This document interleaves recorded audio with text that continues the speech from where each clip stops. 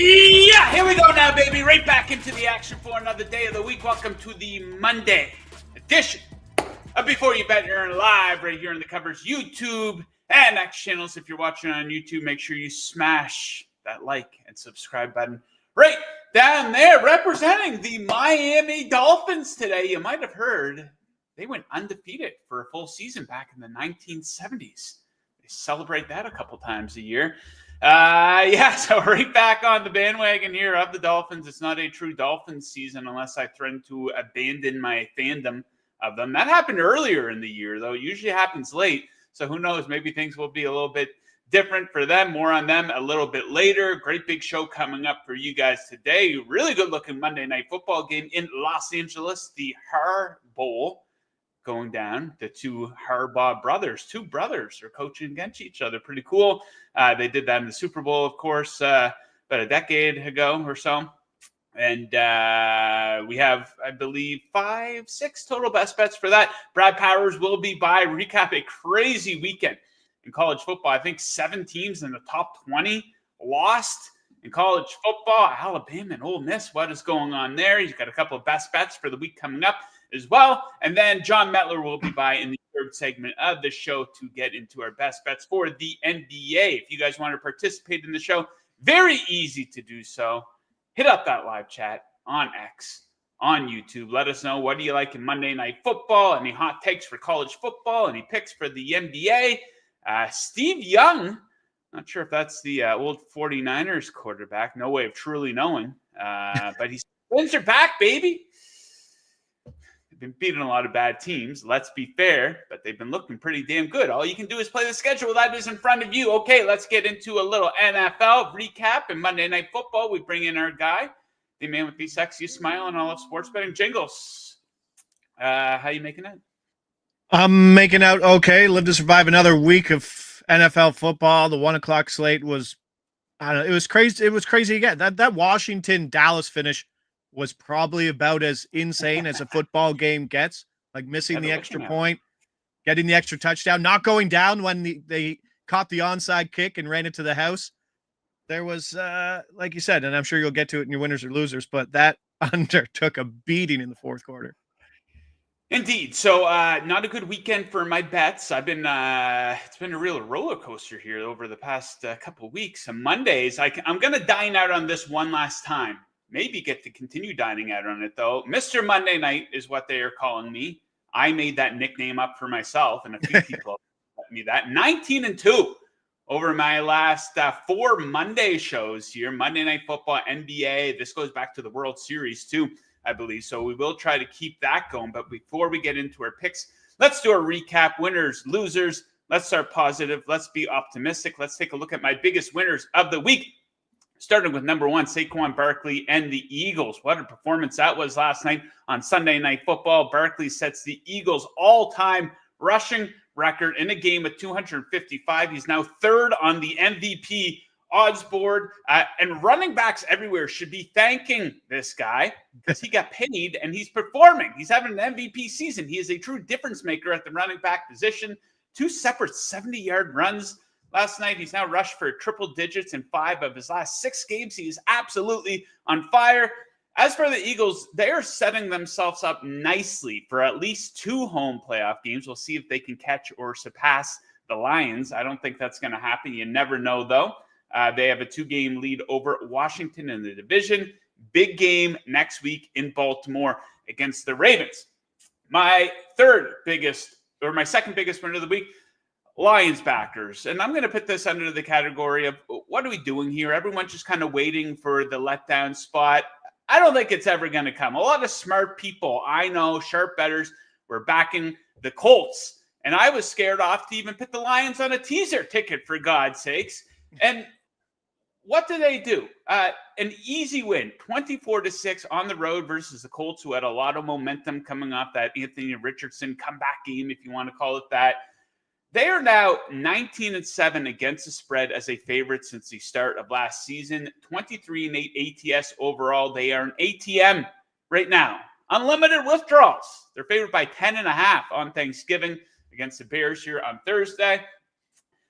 And I'm going to give a little bit of credit to my guy, that man, to a T of the Miami Dolphins. So remember when no one would give Tua any credit whatsoever? Oh, all stats. It's all because of Mike McDaniel. It's all because of Tyreek Hill, Jalen Waddle.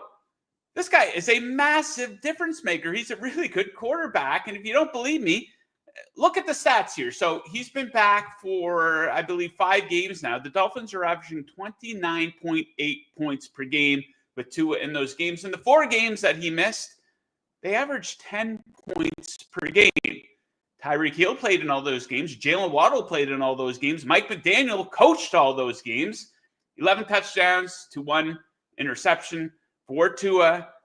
Now, he was at the press conference yesterday saying, we got to change some narratives. They're going up to Green Bay. It's going to be cold on Thanksgiving at night. So let's see what you're made of here, Dolphins. This is a big-time game for them. They are a 3.5-point underdog.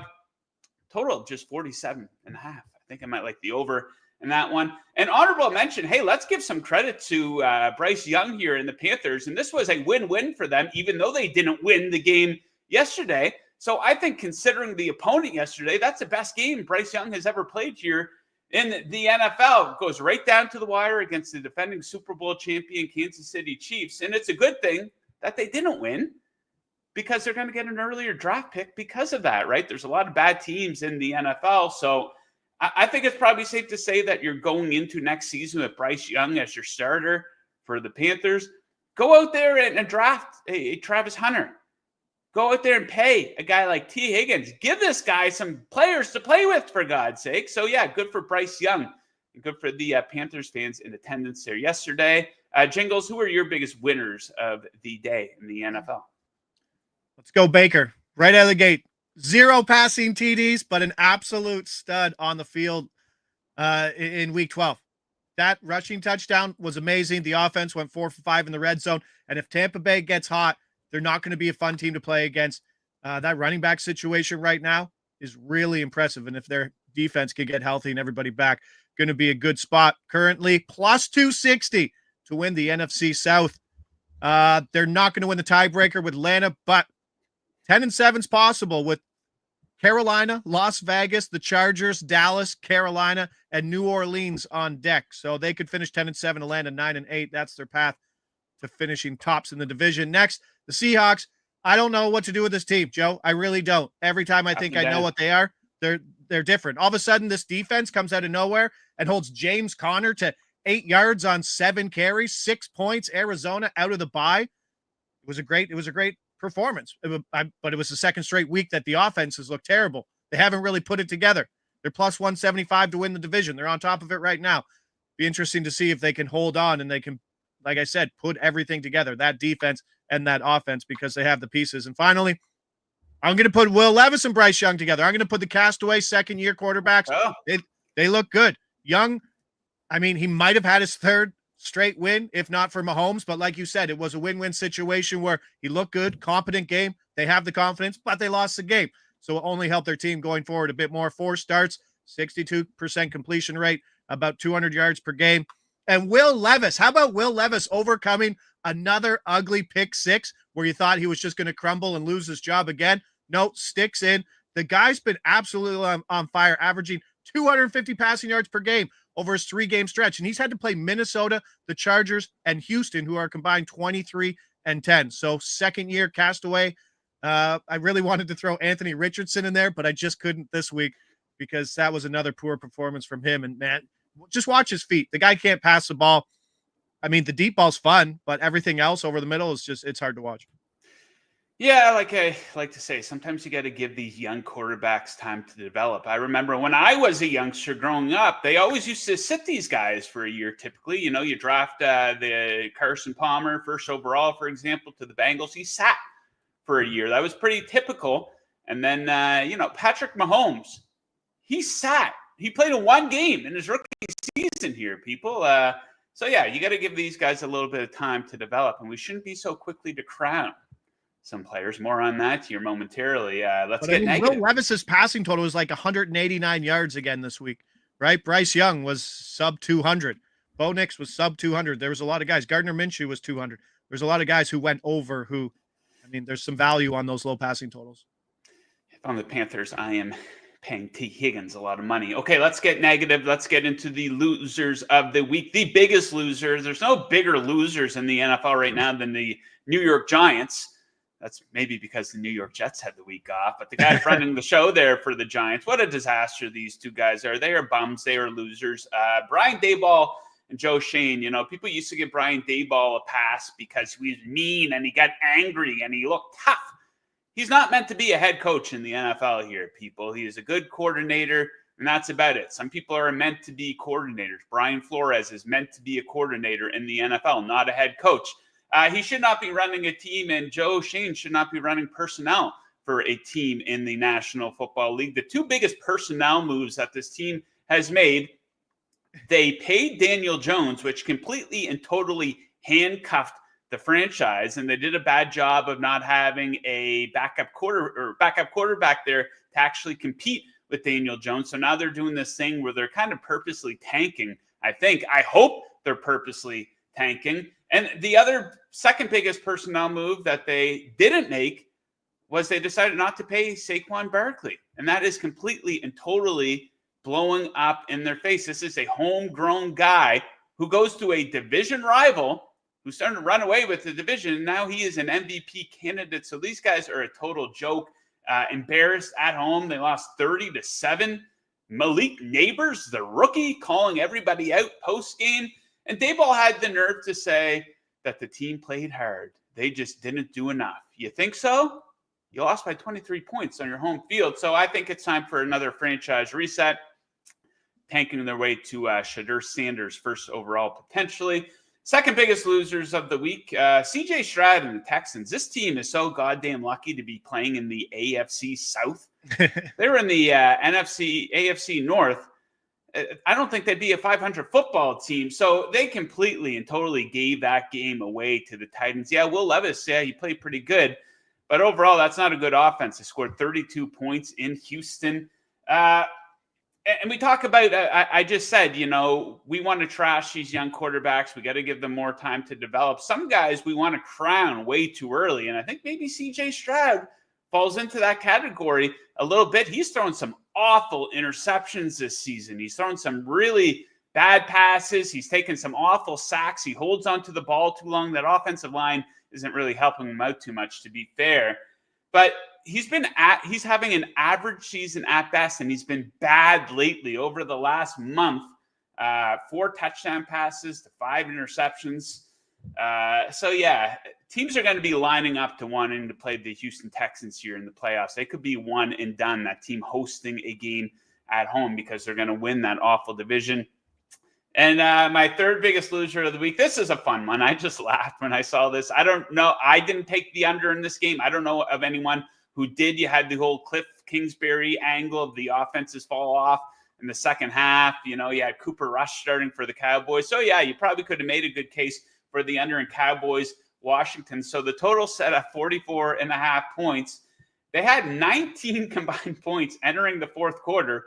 They then went on to score 41 points in the fourth quarter alone. So it easily smashed the total, goes over.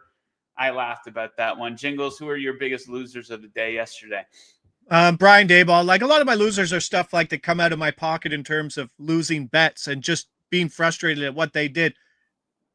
The Giants didn't have their first converted third down until the third quarter in their first drive. They get down to the red zone. What do they do on first and goal? Put out Tommy DeVito wide and Tyrone Tracy out of the shotgun. Like, I don't even think it was shotgun. I think it was like out of the pistol, and they fumble on the first play. And like in the group chat, it was like, is Brian Daboll trying to get fired? It was absolutely terrible. The Tommy DeVito rushes 17 yards to the 1, and then those donkeys give Devin Singletary the carry. Like, he deserved it when Tyrone Tracy should have been the guy, and the guy I actually bet on. So that was annoying. Matt Eberflus, it's just incredible how many close games this guy's actually losing. With that OT loss to Minnesota, he's now 5-18 straight up with a .217 win percentage in one-score games. That isn't crazy. No other NFL coach has a sub-400 win percentage. That's a Joe Ostrowski tweet. Another blocked field goal.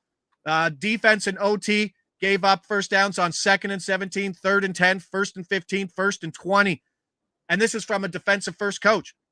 They hired their OC in January and they fired him in December. and he's 0-4 in challenges this year. Like, just everything about him is terrible. And Thomas Brown hopefully can stick around because the offense has looked better, but when they get rid of him, he'll probably go too. And the 49ers, they're under 500. Losses in the division. Seattle 1-1, Arizona, and the Rams. Buffalo, Chicago, Rams, Miami, Detroit, and Arizona on deck. This is possibly their worst loss ever with this roster. Multiple false start penalties. The 2-12 men on the field on defense when they were in the red zone, defensively red zone, was just embarrassing. And their second half offense looked like this. Turnover on downs, interception, field goal, punt, fumble from Allen, fumble from CMC, and turnover on downs. So maybe that dynasty is over.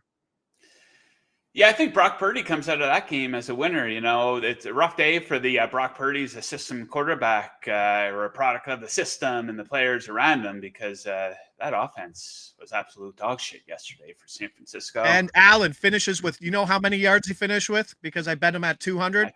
199. 199. Oh. Classic spot. Okay, Monday Night Football, good-looking game at SoFi tonight. Los Angeles, Lamar and the Ravens looking to bounce back. Let's get into our best bets, and I'm going to get us started off here.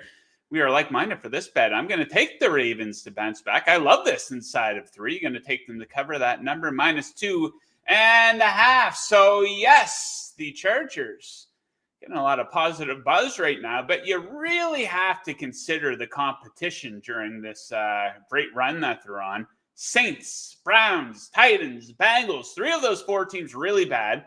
All 4 of them, I think it's fair to say that they are bad. Last couple of games versus good teams, they lost to the Cardinals, the Chiefs, and the Steelers. Baltimore, they are fantastic at bouncing back. This is what good coaching does. They are an NFL best 18-8-1 ATS after a loss since the 2020 season, 6-1 ATS in the spot since last season. And what is the path to victory here? It will come on the ground. The Chargers struggle defensively against the run. They are 23rd in the NFL in yards allowed per rush attempt. The Baltimore Ravens, number 1 in the National Football League in yards per rush attempt. Give me the Ravens to bounce back, and you agree with this pick. Yeah, I'm going to go Ravens too here on the spot, and touching on a lot. The Chargers wins versus the teams you said, quarterbacks Gardner Minshew, Bryce Young, early season Bo Nix, Spencer Rattler, Jameis Winston, Will Levis, and Joe Burrow. Combined, those teams this year, 24-52 for a 316% win percentage. Lamar Jackson is 8-1 indoors, and I'll take Lamar Jackson indoors in this game. And like, let's say they can't run the ball. Guess what? We're talking about the best passer in football, arguably. 117 QBR rating. Jared Goff is next at 109.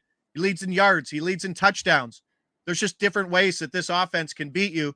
And if they try to stop the run, then they can go the other route. And I'm not so sure that the Chargers can do 2 things. Yes, we know the Ravens pass defense is junk, but I mean, yes, you can game plan against one thing, and that's arguably it. And Ladd McConkey's kind of beat up. So let's not assume. I mean, Herbert has been great, but let's not assume the passing core of Josh Palmer, Quentin Johnson, and Ladd McConkey is a top 10 receiving core.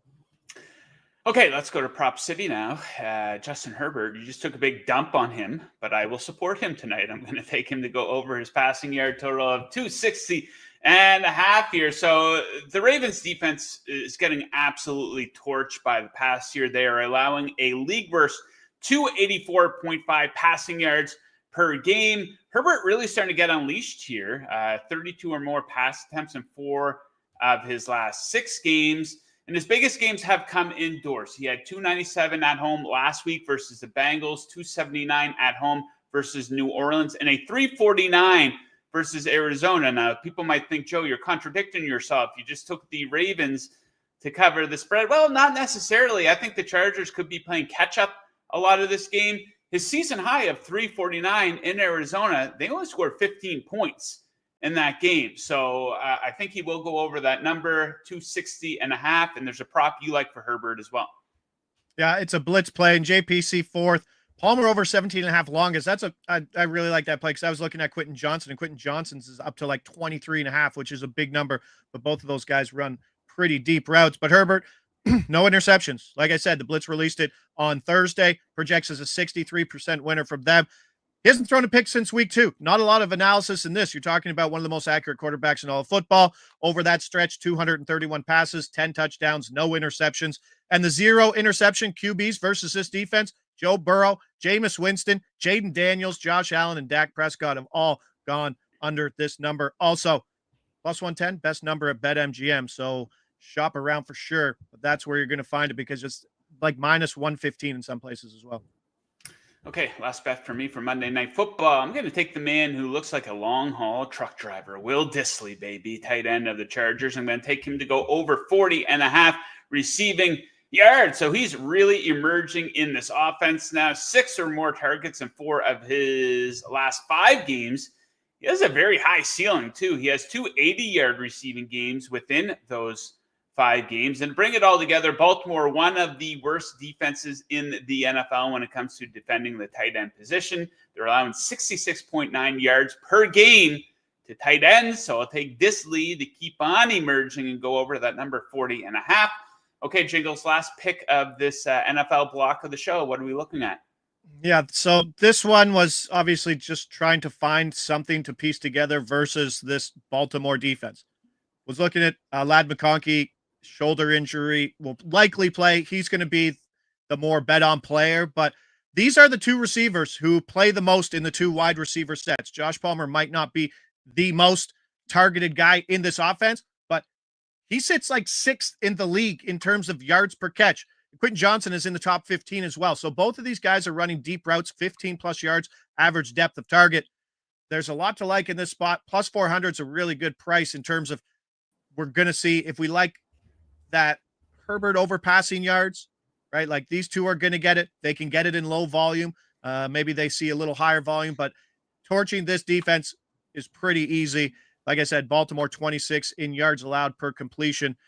And if I don't know, I want plus money if I'm going to try to bet against this Baltimore pass defense. And that's a spot there. Another one I liked was Isaiah Likely, who dominated the snaps last week, and your boy Will Dissly, both of them 25 yards. That's plus 120. I think there's a lot of combos there you can put together. And and even Justice Hill, 25 yards, I think is plus 150 as well. So there's a lot of those. We could have a big passing game, hopefully indoors. Let's see that. Yeah, I hope to see it. All right, buddy. Thanks for joining me. You're going to be right back with us on Thursday, of course. We're going early on Thursday due to the Thanksgiving games. It's going to be our Thanksgiving special, airing pretty early, 9 Eastern, actually. So we'll see you then. Make sure you set that alarm clock, chug a couple cups of coffee, and we'll catch you then, buddy. All right. Later, Joe. Good luck, guys. Yes, sir. All right. Let us flip on over to the world of college football. Just a crazy, crazy weekend. We go down to Las Vegas where we say hello to our guy, Brad Powers. Brad, how we doing? Hey, doing well. Thanks for having me as always, Joe. So, man, oh man, just bananas weekend. We saw 7 teams in the top 20 all lose. Most impactful, obviously, being Ole Miss and Alabama going down. Colorado's hopes of getting into the playoff. Toast. What were your 2 biggest takeaways from the weekend? I'm going to start with the team on my hat. Ohio State played Indiana. I know a lot of people don't think much of Indiana, but the reality is Ohio State went out there. The market was against Ohio State last week. It went from as high as 13.5 down to 10.5. And Ohio State, besides that first Indiana drive where they went down the field, dominated. And particularly what I saw was that Ohio State defensive front exerted their will on Indiana's front. And that's what national championship type teams look like at this time of the year, particularly up front. And to me, the takeaway is Ohio State's finally kind of separated themselves, at least in my power ratings, from the rest of the college football. I'd make them about a 2.5-point favorite over my number 2 team, maybe a surprise to some, Georgia. Other takeaway, obviously, Alabama and Ole Miss. Losing outright as a double-digit favorite, both teams, when you still have everything to play for, everything in front of you, playoffs on the line, to lay 2 eggs. Maybe we shouldn't be surprised because these 2 teams now have lost 6 times this season combined. All 6 times they were favored, 4 of them laying at least 13. So just goes to show you the inconsistencies that these 2 teams have, even though I still think both of them are in the top 6 to 8 teams in the country. Yeah, it's crazy. And they both have a win over Georgia somehow. So let's keep talking about these teams. This is going to be a debate. Do you think a 3-loss team still has a shot at getting into the playoff here? If you want to take Bama to get in, plus 180, Ole Miss, plus 220, do you think they're toast? Do you think either has a shot at getting into the playoff here? No, I think there's still a shot, a slight underdog to make it at this point. Maybe a little bit less than what those odds that you're showing me are reflecting. It's going to come down to this. I mean, if everything shakes out at least somewhat according to plan, I mean, there's always a plan until, something like last week happens. But it's going to be, it looks like, between the loser of the ACC championship game, which will have 2 losses most likely, and Alabama, if Alabama just so happens to beat Auburn, not a certainty. Keep in mind it's a TV show, and you're talking about, most likely a 2-loss SMU team versus a 3-loss Alabama team. I think Ole Miss is out, but you tell me, who do you think the committee is going to favor? Probably the Crimson Tide over SMU. Well, that's what I'm thinking. When I see Alabama go down on Saturday, I'm thinking that's not good for business. If you have Alabama, you want to attract the casual fan. That's how you get the ratings up. So, yeah, I think Alabama, if they can take care of business and they got to have an impressive win here this Saturday. Yes. No doubt about it. But, yeah, we'll see what happens. But, yeah, some politics might come into play there for sure. Okay, so we do have a handful of shoo-ins to get into the playoff here at this point. There's a couple candidates here, but out of the teams who are shoo-ins to get into the playoff, who do you think is the biggest fraud? Well, there's going to be a lot of frauds, to be honest with you, Joe. Big 12 champ, whoever wins it, is going to be very fraudulent. Probably not even the top 20 of my power ratings, and yet in the playoff. ACC champ, most likely probably Miami. We'll see if they win this week. I think they're on upset alert this week. They're only going to be like 10th in my power ratings. Indiana, I think, is fraudulent. Yes. They got exposed. But I'm going to go with the team that looks like they're for sure in. The committee loves them, has them number 4 in the polls. I'm not buying this Penn State team. I think you and many others asked me about them. I'm like, I don't know about Minnesota. If Minnesota's the team to do it. And yet Minnesota almost beat them and easily could have beaten Penn State. I don't understand why they're ahead of Notre Dame in the polls. I get it. Notre Dame has that horrific loss. But if you're taking the entirety of the season and Notre Dame's number 1 in the country in scoring margin, I just think Notre Dame and some other teams are much better than Penn State. I will be betting against, even though it'll be a night game, probably at home at Penn State and Happy Valley, I will be betting against Penn State in that opening round. Okay, one market I have my eye on here with the season winding down is the conference winner markets. Is there anything that stands out to you in those markets in terms of good betting value? I know a lot of people want to bet, you can give me a long shot. Bet a little to win a lot. I'm going to take a favorite. I like Ohio State minus 150 to win the Big Ten. I think at minimum, obviously this is Ohio, saying Ohio State's going to beat Michigan. They're a 3-touchdown favorite. So it'll be Ohio State and Oregon, the Big Ten championship game in Indianapolis. And I'm thinking Ohio State at minimum. This is being cautious, at least a 3-point favorite in that game, probably even higher. In the rematch, they'll make the adjustments. Oregon probably a little bit less adjustments. Ohio State will have the crowd edge, unlike the game in Eugene. Keep in mind, in Eugene, Ohio State was laying 3 in that game. So I like Ohio State minus 150 to win the Big Ten right now. I love that bet. Okay, let's get into a couple of best bets here. Brad has 2 of them. Of course, he's going to be back with us on Friday's show. Probably a couple more best bets, and when we have some big games to discuss then as well. But for now, let's try to get ahead of some of these numbers. UTSA, you like them. They're a plus 7.5 point dog taking on Army. Yeah, I think we got a rare touchdown plus underdog that I think is going to win the game outright here. But let's take the plus 7.5. What am I seeing? Well, I'm not a big trends guy, but what I am seeing this season is not a single team this season has covered after playing Notre Dame. And they are failing to cover by 13 points per game. So what goes into that? See, when I see a trend, it's got to make sense to me. Well, I think it makes sense on 2 fronts. Number one, you put a lot into the Notre Dame game. It's like usually your biggest game of the season. Army, obviously, that was a big game against Notre Dame last week. And then I think more pertinent to this year, Notre Dame's extremely physical. And it takes its toll. Even Army had multiple starters go out in that game. I've seen it almost every week. Anybody that plays Notre Dame has multiple guys banged up. And you put everything in that game. You come up short. You're a little bit, less focused the next week. You're banged up. particularly at quarterback, Army, where their quarterback ran it 39 times, including 11 times on the final drive when they're down 49-7. Why is he in there taking shots? I think they're banged up. UTSA is playing their best ball this season. I know it's a long handicap, but I'm putting my fist on the table. I think UTSA wins this game. Let's go. Okay, let's go to another underdog here. You like Arkansas +4 taking on Missouri. Yeah, that's a more traditional handicap for me. Number, I made it 1.5. Pure power ratings. What am I seeing? You got an Arkansas team that's played the more difficult schedule than Missouri. Missouri's played the weakest strength of schedule in the SEC so far this season. And yet Arkansas yards per play margin, more than a yard per play better than Missouri. So to me, you got the better team, played a tougher schedule, getting more than a field goal, even though it's on the road. I like Arkansas here +4. Okay, there you have it. All efficiency, all business today from Brad. Brad, thanks for joining. Of course, we're going to have you on Friday's show again. A lot to discuss then. But until then, best of luck with your handicap and best of luck with your bets. And happy Thanksgiving. Happy Thanksgiving, Joe. Take care. Yes, sir. The man right there. Okay, now let us shift gears over to the National Basketball Association. And if we're talking NBA, we're talking it with the man who wears a summer league hat, Jon Metler. How we doing, buddy? If you're an NBA fan, you've never been to summer league, highly recommend. It is super cool. I literally can't wait to go back. You're like watching, it's like a both arenas in the same area. One's like a high school gym. You can get super close. It's like a day pass, like $40. You can watch every single game. So if you are an NBA fan, go to summer league, and you're in Vegas. So who doesn't like that? Now, it's funny you say that because I went to a spring training baseball game for the first time ever in my 40 years of living last winter down in Florida.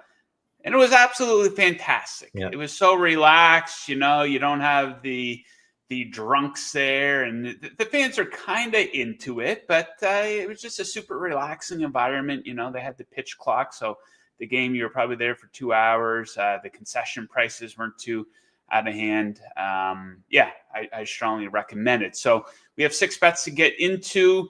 Anything notable out of the weekend here, Jon, that's popping off to you? The Minnesota Timberwolves are 8-8, some really bad losses for them this season. That's a pretty big surprise. The Kings aren't doing too good. The 76ers picked up another win. They are no longer the worst team in the NBA. Anything popping off to you here since we last spoke? The Sixers lost yesterday too by like 30. So but the Kings, what was I gonna say? That game actually frustrated me yesterday because I thought about taking the Nets because Jordy Fernandez was an assistant. I feel like every time in basketball, when the assistant plays the mentor, the assistant actually usually does better. And he went out there and outright won as an 11-point dog. I didn't take him because Dorian Finney-Smith was out. That was annoying. I was watching it. It just dropped as you're talking to Brad Powers and Jingles. Kristaps Porzingis returning tonight for the Celtics. What? So, I didn't think he was returned till January. Yeah, I thought that was pretty early too. So it's actually good. I think it's good for one of my prop bets. It looks like how Al Horford's doubtful. So I was watching the board because they announced Porzingis in, and then obviously the Celtics spread started to climb. And then right after that, they're like, Horford's doubtful. And then it's like, oh, coming back. So they won't have both guys, but they're so good, the Celtics. I don't think I'm a bit of a Celtics hater, maybe. But when Porzingis is your 4th best player, we've said this a million times, you're in pretty good shape. So yeah, good for them. I guess not really. Okay, so we got a bunch of bets to get into here. You got 4 props. I have a spread and a total. Why don't you get us started here? Brandon Miller, what are we looking at for him? Yeah, I'm going Brandon Miller, 4+ assists, +130. So the Hornets have been beat up all year. They're even more beat up now. Grant Williams tore his ACL in their last game there. Miles Bridges is out. Trey Mann is also out tonight. So they are just down so many like usage pieces. I mean, LaMelo Ball, I think he's the highest usage player in the entire NBA right now. So like how much higher can that even get when you're missing all these guys? Brandon Miller's just, to me, he's an improved playmaker just in general, moving from his rookie year to his second year. I know his potential assists are up about 2 more per game. And you look at last game, so they're playing the Magic. LaMelo Ball's going to need help against the Magic too. He can't just create everything against Jalen Suggs, KCP. But you look at last game, Brandon Miller had 12 potential assists. LaMelo Ball had 12 potential assists. So that's the same number, 2 completely different totals here on their assist prop. And Brandon Miller actually made more passes than LaMelo Ball last game too. So those 2 things just really popped out. It's not one of those bets that is kind of really showing out in the projections because it's about the injuries, it's about the usage increase, and it's going to happen pretty fast, and it might also fall off pretty fast. So I went Brandon Miller 4+ assists plus 130. Okay, first up for me, I'm going to take the Dallas Mavericks, a 3-point underdog in Atlanta against the Hawks. And you might be thinking, Joe, Luka's out. What are you doing? I know exactly what I'm doing. They have wins over OKC and Denver this season with Luka out of the lineup already this season. So at the very least, I think they can cover this number. You should not trust the Atlanta Hawks as a favorite. They have a cover rate of just 33.3% as a favorite since the start of last season. They are 2-7 ATS as a favorite this season with 5 outright losses. Significant defensive gap here favoring the Mavericks, and they're probably better with Luka off the court, to be fair. 7th versus 23rd in defensive rating this season.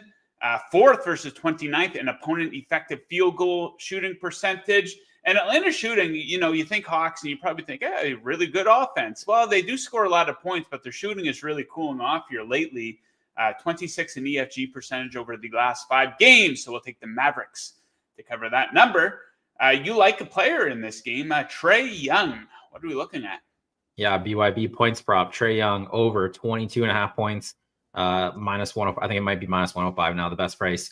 So Trae Young just, he's been like heavy assists, like I think he had 19 assists in a recent game, but it's also been affecting his points total. So you've seen his points total drop from like 26.5 down to 22.5, pretty low for Trae Young. He is really boomer bust. I did kind of contemplate going 25 plus here as an alt because I feel like he's either going to shoot or he's going to pass. So it just seems a little bit more volatile. So I feel like you could probably go that way, but I decided to stick here with the 22.5.